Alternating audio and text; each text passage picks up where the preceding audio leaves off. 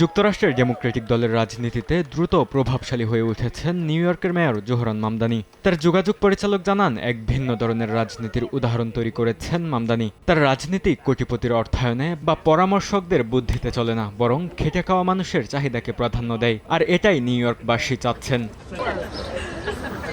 মামদানির যোগাযোগ পরিচালকের দাবির সত্যতাও মিলেছে। গেল মঙ্গলবার মার্কিন কংগ্রেস নির্বাচনের মনোনয়ন নিশ্চিতের লড়াইয়ে মামদানির সমর্থন পুষ্ট প্রার্থীরা জয়লাভ করেছেন। তাদের একজন ফিলিস্তিনপন্থী বিক্ষোভকারী ডারিয়ালি ঝা আলিবা শেভালিয়ার। গেল 2 বছরে কলম্বিয়া বিশ্ববিদ্যালয়ের ফিলিস্তিনপন্থী বিভিন্ন আন্দোলনে সামনে থেকে নেতৃত্ব দিতে দেখা গেছে তাকে।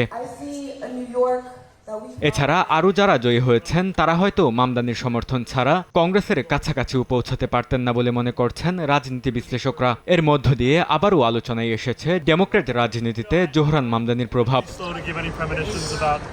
এই ফলাফল ইসরায়েলপন্থী লবিগুলোর জন্য ব্যর্থতার প্রতীক হিসেবে দেখা হচ্ছে। আইপ্যাক সহ বিভিন্ন সংগঠন কোটি কোটি ডলার ব্যয় করেও সব প্রতিদ্বন্দ্বিতায় নিজেদের পছন্দের ফল নিশ্চিত করতে পারেনি। গাজা যুদ্ধ এবং ইসরায়েলকে নিঃশর্ত সমর্থনের নীতি নিয়ে নতুন বিতর্কের সময় এসেছে বলে মনে করছে ফিলিস্তিনপন্থী সংগঠনগুলো।